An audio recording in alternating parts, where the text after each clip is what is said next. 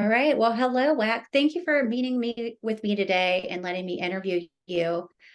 So I'm starting my staking journey and node validation journey, and I thought it would be a really great idea to speak with the best experts in the Rocketpool community and just get their tricks and tips of the trade to help me be a successful node validator in the future.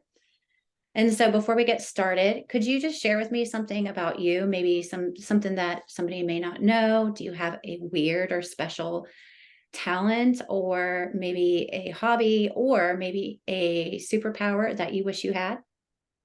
Yeah, a couple of things that people might not know about me is that I've run marathons before, like lots and lots of half Oh, marathons and a full marathon. I really love running. I'm kind of out of the running groove at the moment, but I'm wanting to get back in once the weather cools down a little bit. But I really love running. Another thing people might not know about me is that I've traveled a lot. So I've been to like over 25, like 27 countries. So that's oh something that I wow. really love doing too. So yeah, those are a couple of things that people might not know about me. They're not that weird, I guess, but that's something.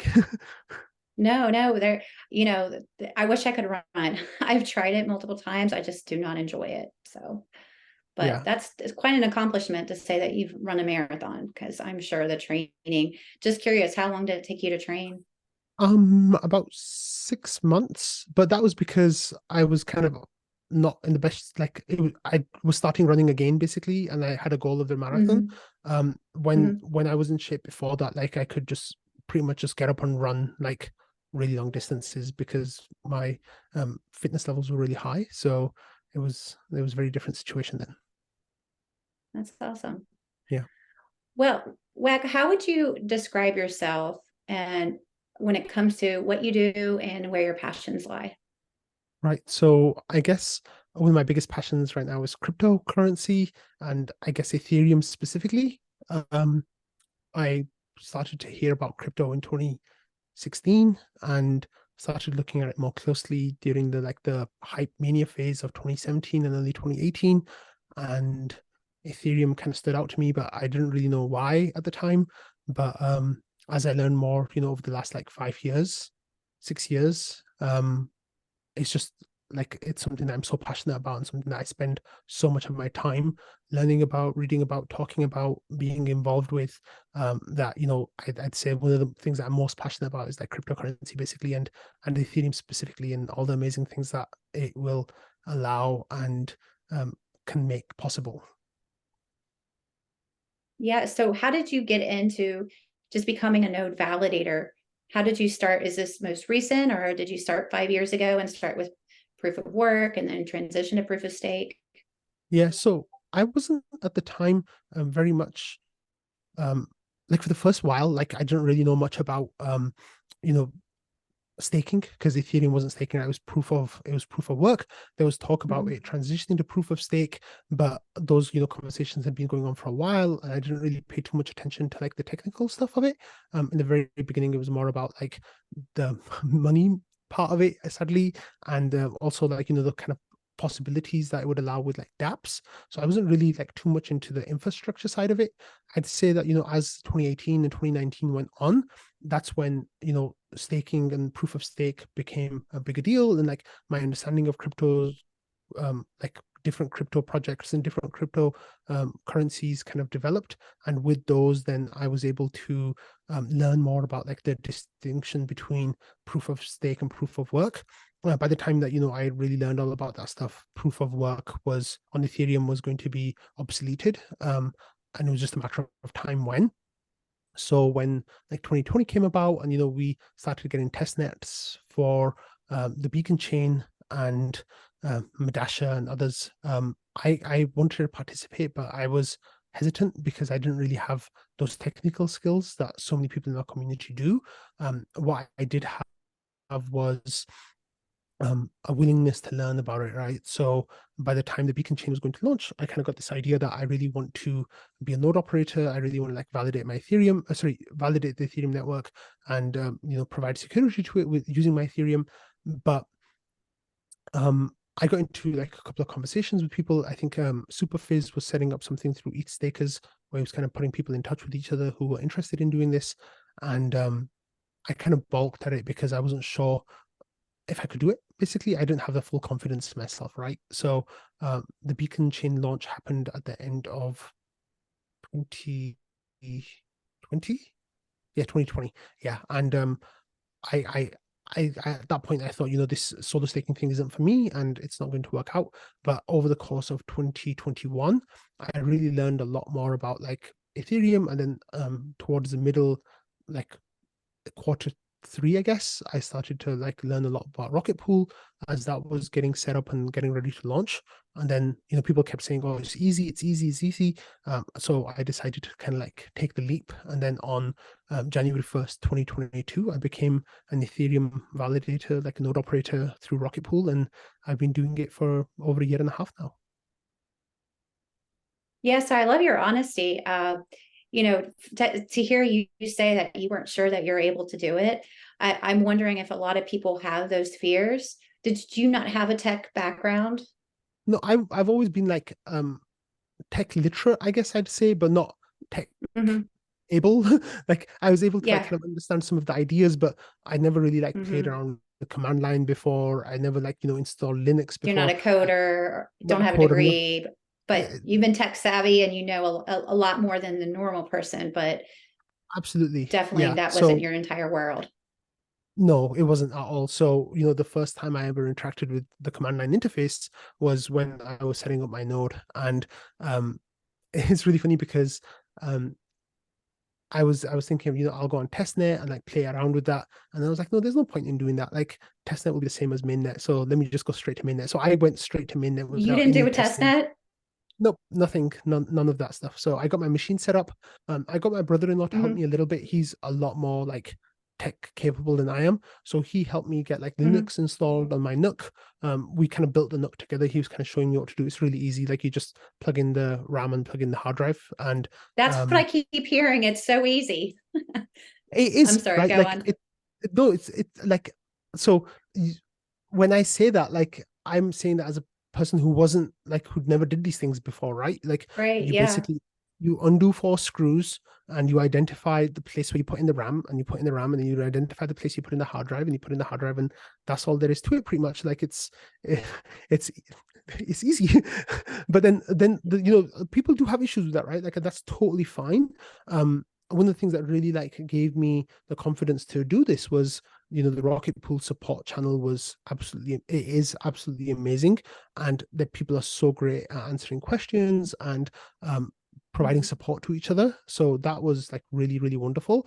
But yeah, I assembled a machine on, I want to say, December 31st, and then on January 1st I got my node set up, and then the next day everything was synced up and ready to go, and then I was staking. And um thankfully the Rocketpool docs are absolutely amazing, and um everything is like spelled out really clearly and explained really well, and all the information is step by step, so you got it all right there. And I think that that really helps people kind of just get on with it. And like I said, right, like I'm not completely tech illiterate. Like I kind of understand things, and I'm pretty good at getting things quite quickly. So I was able to kind of like just soldier on with it. And like where I had questions, I asked in the support channel, and people helped me really well. And when I had issues, they helped me as well. And um, yeah, it's been a fun journey, definitely. Yeah, it's definitely been a common theme when I've spoke with a few people in the Rocket Pool community and Kent. It's easy once you figure it out, and then the other common is the community is helpful and helping and problem solving, which that's really reassuring to have that community if you ever run into problems. So I have to ask though, did you regret not doing the test net? No, not for a second. Like, No, no, really. like, yeah, because, like I said, like everything was so easily explained or well explained on the docs that, like, the main Hmm. thing that I do as a node operator now is just make sure that I'm running the latest version of the Rocket Pool smart node software. And, Hmm. there's at certain points there's new versions coming out every few days. Like that was the case around the merge, especially. Like every couple of days we had a new version coming out to make sure that everything was up to date. And so at that point you kind of just had to be on top of it.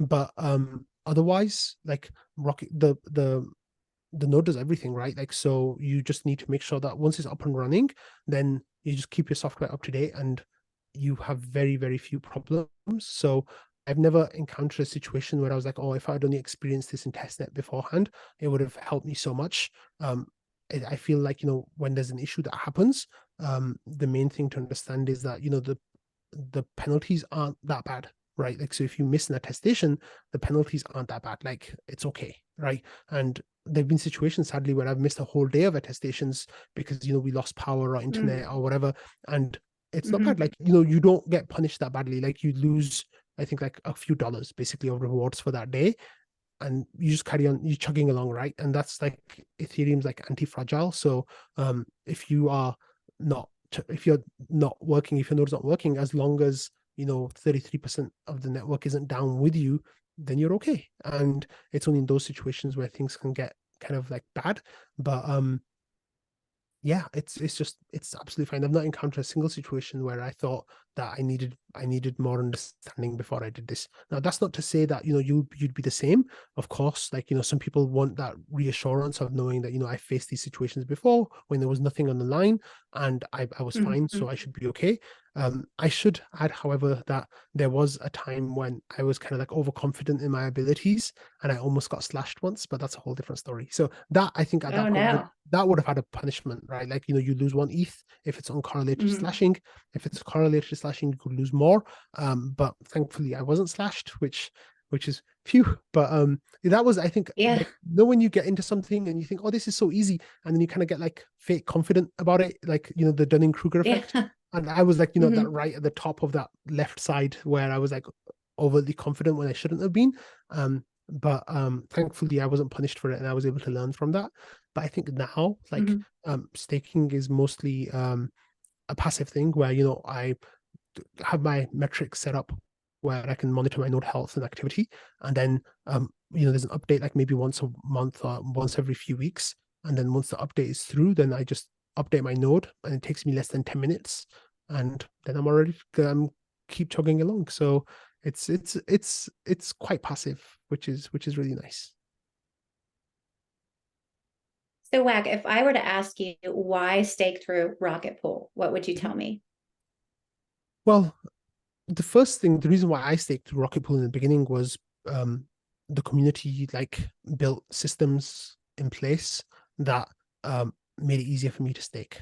So they had the support, the community, but they also had the smart node stack, which automated a whole lot of the backend stuff that I would have had to tweak myself as a solo staker. And then the documentation that they had was like best in class documents. So I haven't come across any documents even since then that I feel are better than the Rocketpool documents. So those are all like some of the things that really like pulled me in the beginning.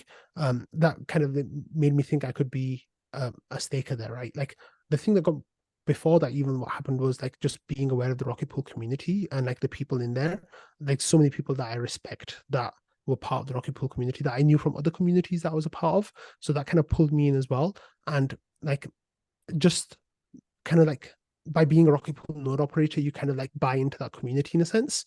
And that like it's really nice, right? Like, so in the Discord, like all the node operators have like a green color on their name, and almost all the people are green, right? But it's kind of like nice to know that you've got this thing in common with all these other people, and it kind of is like a membership to a club of sorts. Of course, then there's the economic factors that go into it. So being a Rocketpool node operator is just more profitable as well. Like a few months ago, I was kind of talking about this on my channel where I was talking about how being a Rocketpool node operator is like a win-win-win situation. And the way that I explained it to my audience was that when you're a Rocketpool node operator, you win. And the reason why you win is because you get outsized rewards. You get Ethereum rewards that are higher than the solo staker by percentage, and you get RPL rewards on top of that, which makes it even nicer, which is amazing. So like you win that there, right? Like you get more. Then the Rocketpool protocol wins. The reason why the Rocketpool protocol wins is because you become a node operator, you add to the stats, you add to the impact of the project, and you add to the ability to like mint our ETH and use our ETH in the ecosystem as as a person who people want to be involved in liquid staking. So Rocketpool wins by you being a node operator as well. It helps Rocketpool grow. And then the third thing is, and a lot of people kind of like didn't, I think, understand this fully, is that Ethereum wins too. Now, why does Ethereum win, right? Like, so if you are a solo staker, you can bring one validator. If you have 32 ETH, you can bring one validator to Ethereum. So you are adding one unit of decentralization. Now, what do I mean by this decentralization? Right? I mean that you'll be running minority clients. You'll be a good beacon chain like operator, like caring about the health of Ethereum. You'll be aware of like how you are using MEV boost and other sidecars, like and all that kind of stuff. Like you kind of like aware, like that's a good Ethereum node operator, right? So you got 32 ETH. You can bring one validator to Ethereum, and that's your territory. However, if you are that same person, you have 32 ETH, you can use 24 of that ETH to start 3 validators instead of 1 as a node operator.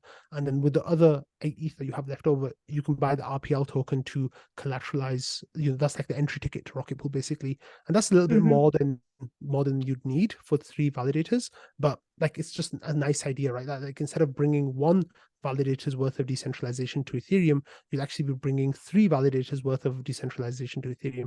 Now, that's kind of controversial opinion in some circles, where people say that the solo staking from home is the gold standard. That's the only way you should do it. You shouldn't that's pure, right? And by going with Rocketpool or other services, you're adding smart contract risk, you're adding all these other externalities, like RPL token price exposure, etc. And all of those things might cause issues. But I feel like those statements are kind of like overblown or maybe like overstated. And by being a Rocketpool node operator, like you're not quite there as a solo staker, but you're as close as you can be while also getting all these other benefits. So I feel like that's what makes it a much better proposition than being a solo staker. And of course, for a lot of people, having 32 ETH is out of the question. Like, it's just too much. So having the barrier to entry reduced by more than 66% by going down to 10.4 ETH, I think that is something that like has made it attractive for other people too. Yeah. I didn't think about the number 3 that you were saying about the pools actually make it more decentralized. You're actually bringing more people into the ecosystem. So I didn't think of it that way, but that makes a lot of sense. And you were saying that there is some risk with the smart contracts and everything.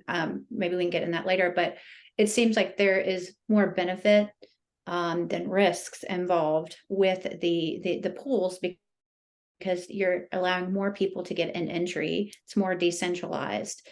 And then also what you were saying is you can earn more rewards than the solo staking. Absolutely, yeah. So, but I am glad that Go ahead. I am glad that you mentioned your channel, because I wanted to talk about that. You're the host and the creator of Rocketfuel, That's correct? right, yeah. Now I'm being told by many people that you are the go-to for daily updates, what's happening in the Rocketpool community on Discord, Twitter, Reddit. I actually listened to one of your shows yesterday. I was entirely impressed of all the information that you go over. I'm just curious, as I'm watching, you're like, how does this guy get through all of this stuff, set this up? Walk me through your day process of just getting cramming all that information together and just giving quality content to everybody. Yeah, so Rocketfuel started in August last year, so I'm coming up to my 1-year anniversary. And when I started, I had this idea of like, the community needs this service, right? Like they're is a huge gap between the amount of knowledge that people want to have about Rocketpool and the amount of knowledge they're able to get because of their life and their time constraints, etc. Right?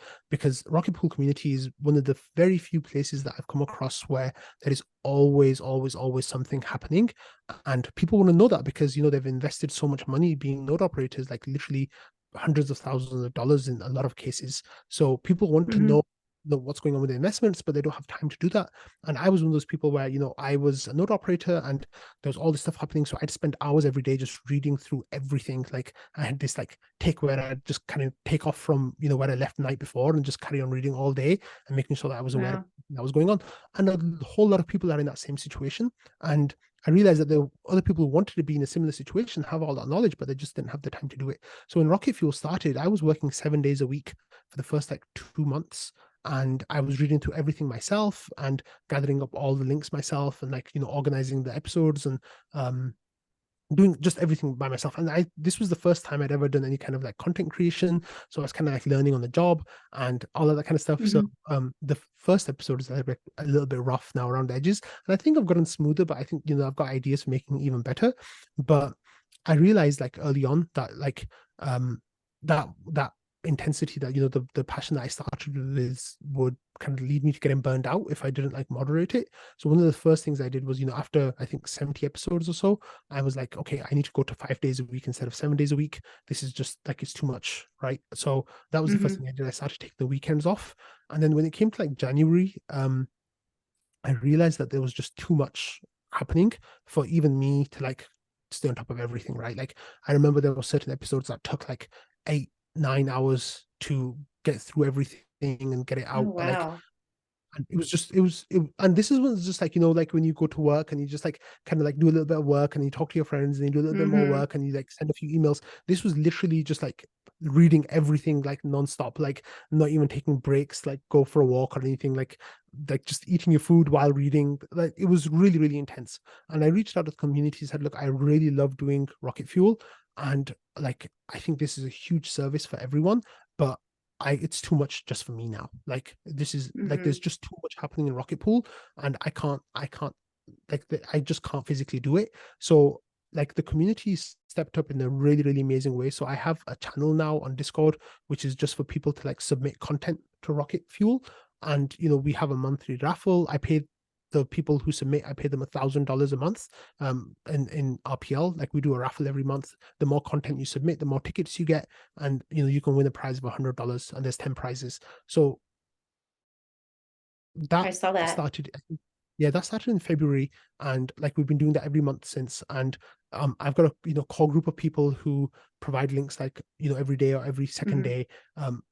On average month, I get about 40 people helping me with content curation, and then I'm kind of like on top of all of that, right? So like I get content and I kind of like read around that. I try to like contextualize it, like synthesize it, put in an episode in a way that like I feel like ideas like kind of mesh together and blend together. So I spend a lot of time doing that stuff. And then of course like with the recording and post and publicizing and all that kind of stuff. So that's kind of like what my day looks like. So I'm kind of like reading the links as I'm getting them, but then I sit down and like actually start I start like actually curating that stuff. And then once it's all curated, then I record. And once it's recorded, I do like some post-production stuff, like quite minimal. And then because most of the time I just record in one shot. So I have everything laid out, I have everything ready, and then I start recording and I just talk to the camera for 20 minutes to half an hour most of the time. Sometimes longer. Have had episodes that have been over an hour. Um, yeah. But then Wow. yeah, there's a lot to cover. But then and then I put it in Discord, I put it on Twitter, and people like retweet it, and like they enjoy it. And I've got like this little like sub community of people who like watching Rocket Fuel, and those are my people. And I wouldn't be able to do it without them. I literally honestly wouldn't be able to do it without them. So that's kind of like how the process has changed over the course of like the last Hmm. year. I feel like right now that like, we're in a really good groove, with the people who help me and like myself. And I'm getting to the point now where it's like, what, I think I can take this up a notch potentially, like um I can like, improve my video quality, my audio quality, like start playing around with those things a little bit more, start playing around with like the design stuff a little bit more, and all of that kind of stuff. So that's like that's what's coming next for Rocket Fuel. But I love it. Like it's the best job that I've ever had.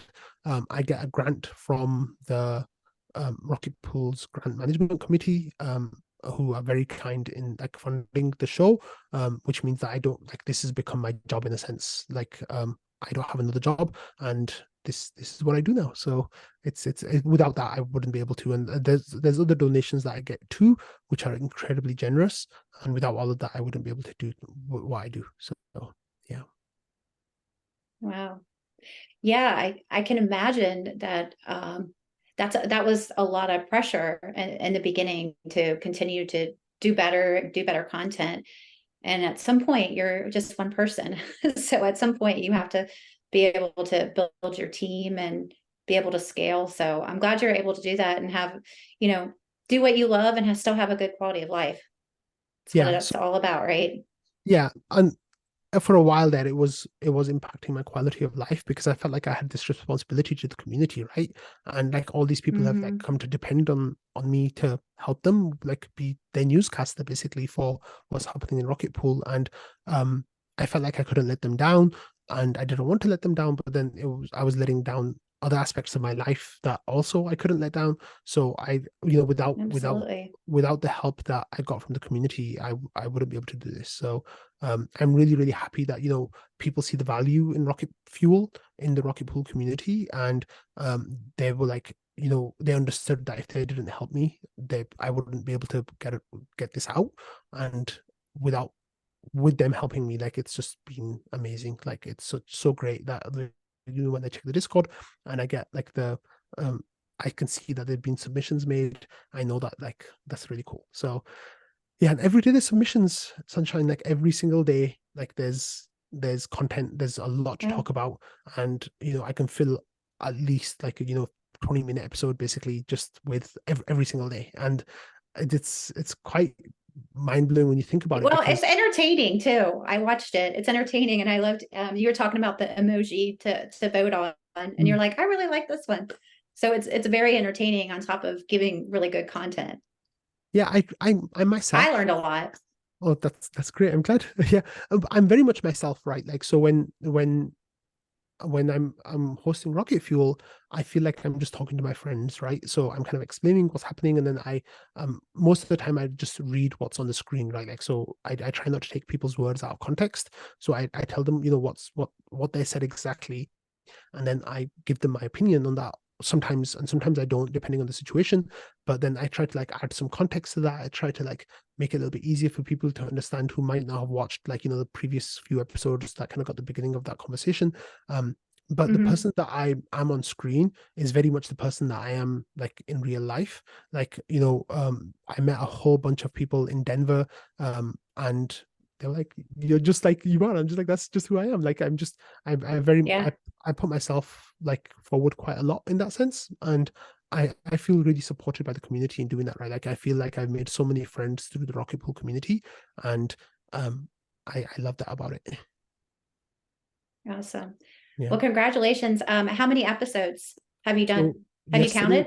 yeah, so I number the episodes of the actual like news show. So yesterday was episode Mhm. 226, in just under a Wow. year. I'm coming up to 1 year in I think 11 days time. So that's just of the main show. And then I have an interview series where I interview members of the community. And I think I've done 11 or 12 of those, and a couple of little bits and pieces, other things that I've done. But the main show is just like, five days a week most of the time, unless I need to take a little bit of time off for one reason or another. But that goes out, and like 225 episodes or 226 episodes. I'll probably have like 235 by the time the anniversary comes along, which is a lot of content in 1 year. That's a lot. Yeah. Congratulations. That's not Thanks. an Yeah. easy job, and it's taken a lot of your time up. So But I congratulations on that. but I really love it, But right? you Like love it. I love it. Yeah, Like I love it so much. It's like I I can tell tell. people this is the best job I've ever had. So yeah. Oh, By that's far. awesome. Yeah. Well, I am definitely a subscriber now. Thank you So so much. I will definitely be hitting up your episodes. Yeah. So before we go, I know you don't have a lot of time, but before you go, I would like to play a game with you. Now, I made Okay. this game up a couple days ago. I like to gamify everything, Of but course. it is called Ask the Node Validator. Okay. Okay. Let's Are you play. ready? What? They're all like random questions that I thought of as being a newbie.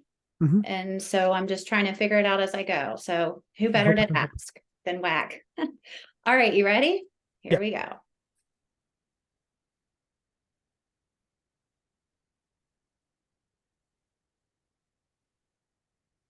As a node validator, you kind of answered this. As a node validator, how do you balance your role with other communities and responsibilities?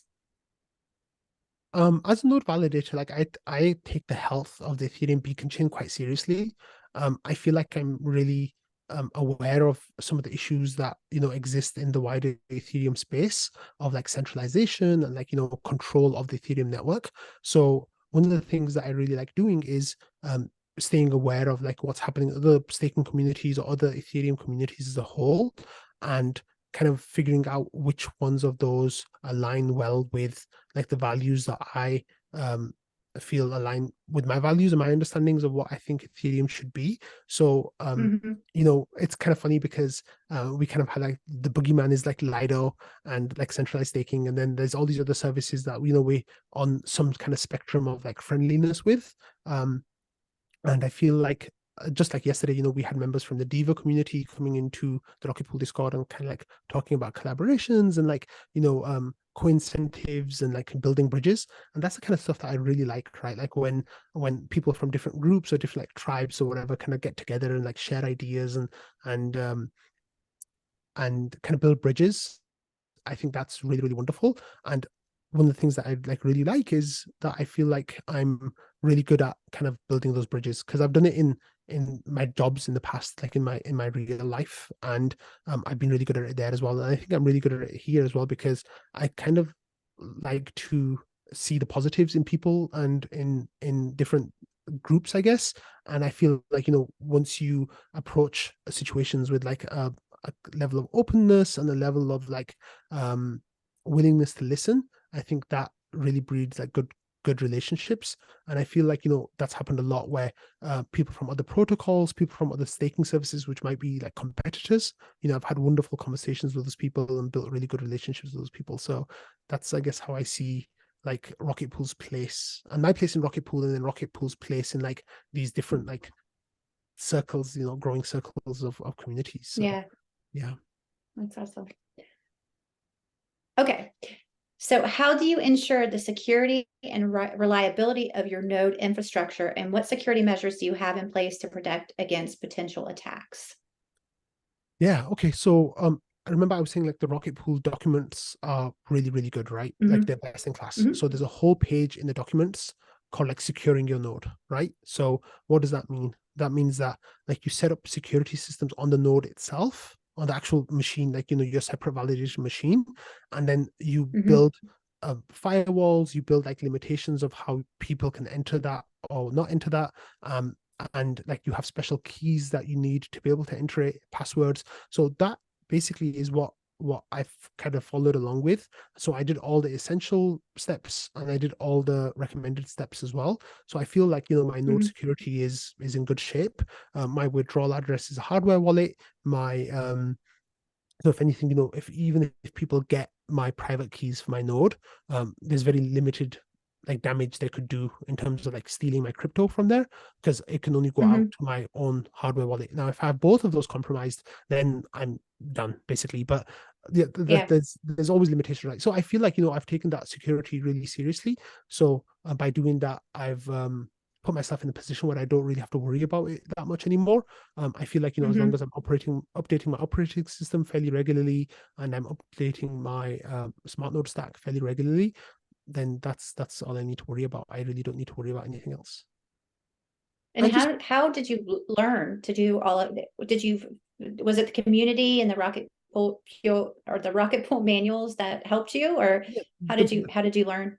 the manuals definitely were the starting point, right? Mhm. Like, so the documentation is so good, and Joe, who wrote most of them with like some community help, and other people helped as well. Some team members I think were involved in the writing, but Joe did most of it. He's one of the team members. He really spells out why each step is important, right? Like, why is this why is doing this way, why is it important for you to do it? So one of the things that I do is, like, I have an authenticator, Google authenticator Mhm. verification code for my node.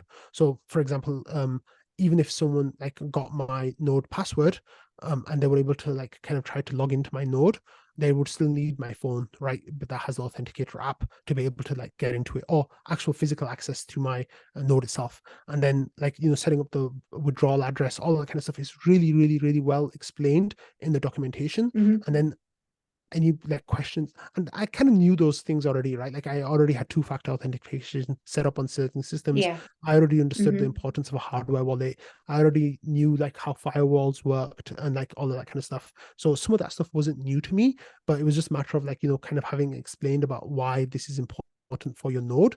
I think that Yeah. having all that in one place was like really, really helpful, and it kind of removes a That lot of makes pressure sense. for you. So even like, if I know now, like, even if I give you my private key for my node, like, there isn't much you can do with it, right? Like, so Can't do it. it, yeah, it's really great Okay. in that sense. That's a good response.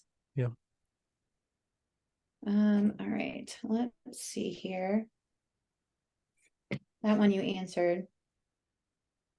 Oh, so you mentioned this earlier. Maybe you can just briefly go into detail. What main challenges have you encountered as a node validator, and how have you overcome them? Yeah, I think overconfidence was an early issue. You said that. Yeah. Yeah.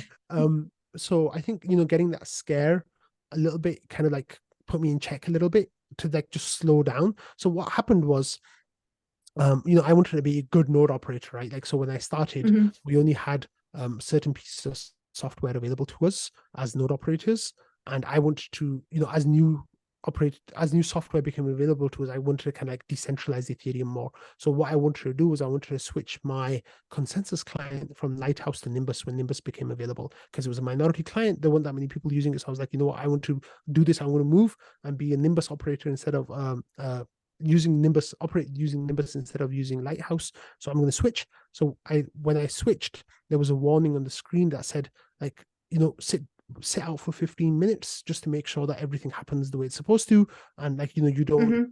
you don't like put yourself at risk of double attesting on the network. And I had an idea in my mind that slashing only happened in very specific ways. I didn't really understand all the other ways that it could happen. So what I did was like, oh, I can just skip this warning, and it was in really big red, bright red writing that, don't skip this. I was like, no, no, Yeah. this doesn't apply to my situation. I'm going to skip it. So I skipped it, and then I had some issues with my node because of changing, and I didn't like, configure it properly. But if I had configured it properly before I switched, I could have gone and slashed. So that was one of the situations where, like, Oh yeah. no. But Did you thankfully, have a phone a friend at all? yeah. So Did you have somebody? Okay. Patches in the support channel was amazing, and like, Okay. he's been on my show. I interviewed him, and he was like, that night was so funny for him because there were literally like four people going on like in support at the same time. He was like juggling so many cases at the same time, and then he's like, when you told me you were getting slashed, I was like, oh no. So the first thing he did was like, check the Beacon Chain website to see if anyone had been slashed, and I hadn't been slashed. So he's like, okay, you haven't been slashed, so let's, like, you can wait a minute. But like, yeah, so when you eventually got to me, like, he helped me understand why I shouldn't have done what I did, Mhm. and thankfully, I wasn't punished for it. So since then, like, the thing that I've done is like, I've really slowed down a little bit with that, and Don't click I the red understand. box. Yeah, definitely don't skip the red box. Yeah, but it's very much like, staying in my lane, if that makes sense. Mhm. Like, knowing that, this is what my limitations are, this is like the limitation of my understanding, and then if I don't understand something, the thing that I should do is just ask first instead of just assuming something, right? Mhm. Because there's money on the line, and Yeah. it can be quite costly mistake to make. When you make one of those mistakes, like, it can cost you a few $1,000s. So that's not nice. But yeah, No. thankfully, Mm-mm. since then, what I've done is I've really slowed down a lot. And of course, my knowledge has increased like exponentially, like massively since then. So I feel like I'm just Mhm. much better at understanding things now than I was then. And yeah, I just get on with it. So it's fine. Awesome. Yeah. Well, I know we're out of time, but I have one last question for you. What advice do you have me as I'm starting kind of this journey? So my goal is to be up and running in 6 months. Okay. So I'm learning. I have a mentor, Kent, who's mentoring me right now. What advice do you have for me as I'm learning and getting started, getting the hardware? I'm doing the test net. That's I don't know absolutely if I'm as brave. I don't know if I'm as brave as you, but what advice do you have for me as I'm getting started? lean on people. Like no one expects you to know everything. The Rocket Pool community, like one of its standout like aspects is, and the reputation that it has, right, is like it's just this amazing community of people who are extremely helpful. So I would say that, any question you have, never think that, this is like a dumb question kind of thing. Like don't ever have that point in Mm-hmm. your mind. Just come into the Discord, pop into support, ask a question, and someone will definitely give you like an answer. If you go into trading, they might tease you about your question, but it's always like kind-hearted teasing and trolling. Mm-hmm. But if you go to support, everyone's serious in support. Like there's no trolling in support. So no question Okay. is too small. Pop into there, Mm-hmm. read the docs. That like and running testnet, of course, like is really really good. If you have any doubt at all, like testnet Mm-hmm. running is invaluable because you get the hands-on experience. In fact, running a testnet is exactly the same as being on mainnet, right? Like you have to ensure that your systems are up to date, you have to ensure that your internet connection is reliable. Everything that would be a Mm-hmm. challenge on mainnet would be a challenge on testnet as well. So it gives you the Okay. exact, it gives you every like, your day-to-day node operation will be Mm-hmm. all right there. In terms of hardware, there's so many different options, so you kind of need to like think about what your budget is, what your expectations are of that, like how do you want that to be future proofed, and then that all comes together to kind of like give you an answer. You can get hardware for your node from as cheap as like $350 all the way up to like $2,500, depending on like what you want to pay and like what your comfort levels are. Um, Mm-hmm. for a lot of those cases, the more expensive ones are like private proprietary like software that's supposed to be like one-click staking and all that kind of stuff.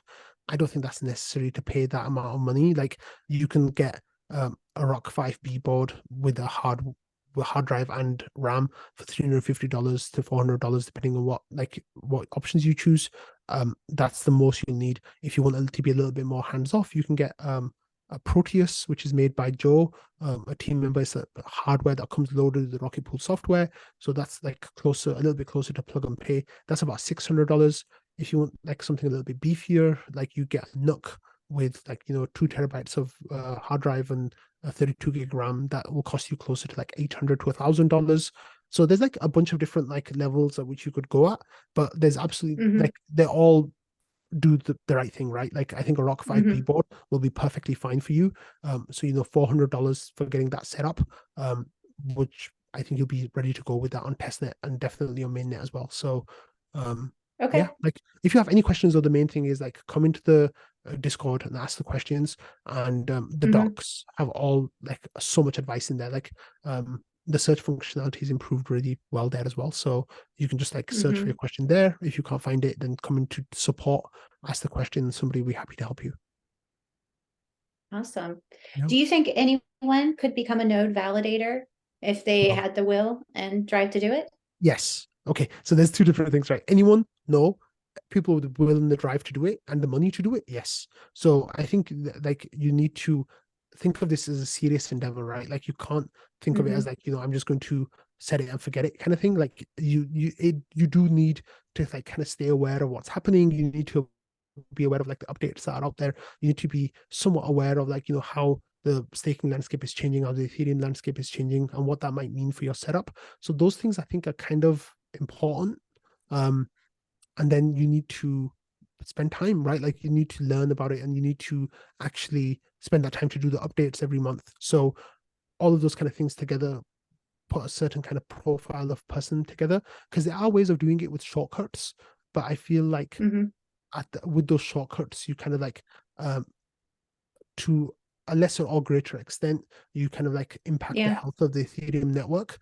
So for example, like with Rocketpool, there's a service called All Nodes, which you send them your ETH and your RPL tokens, and then they just do everything on your behalf. So technically, like you have a node that is your node, and you have control over how that's run to an extent. But the reality of it is that all nodes are the ones who are managing that, so they act as a centralizing force. On the other hand, like if you don't want to be a node operator and you just want to go to, for example, say Lido and just buy the STETH token, technically that's staking as well, but that is definitely adding to like other centralization vectors. So there's all these considerations that come into it. Like I said, the best in class is being a solo staker where you have a machine that you're running from your home, and you have physical control over that, you have control over the software, and then there's like a whole spectrum of everything in between that and like staking with an exchange, which I guess is like one of the most centralizing things you can do. So or I guess Lido more so because of their market share, but there's steps along the way depending on what your confidence levels are, what your risk profile is, all that kind of stuff. Personally, I think being a Rocketpool node operator, providing you have money for the hardware and money for the crypto, is amazing. It's easy, and the positives massively outweigh any of the issues that you could have.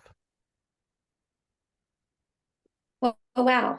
You've given me a lot of information to think about. I really appreciate your time. Um, I would really like to speak with you in maybe 3 months and just tell you where my progress is at, Absolutely. and just see if I could reach out to you, and if I have any questions, maybe you could answer those for me, because you're definitely one of the leaders in the field, and you're genuine and you give really good advice. So Thank you I so just want much. to say thank you for your time. Yeah, And I'm definitely going to be following Rocket Fuel and following you along and ushering you along the way. So take that's wonderful. care, Yeah, thank and you so much. nice to speak with you. Nice to speak with you too, Sunshine. Just one thing I want to just add really, really quickly is like, you just mentioned like being a leader in the space. So this is all thanks to the community, right? Like all the people that support me. Without them, like I Hmm. wouldn't be able to do what I'm doing. And I feel like, there's that relationship there is like, I trust them to help me and like be kind of support me. And then they trust me to like kind of provide good, as impartial as possible, like kind of news. And that's kind of Hmm. like that relationship that we formed. So I wouldn't be in I wouldn't be able to do what I'm doing without all that support. So I really want to highlight that, definitely. Yeah, Yeah, awesome. thank you so much. All right, well, take care. Thank Yeah, you. you too, thank you.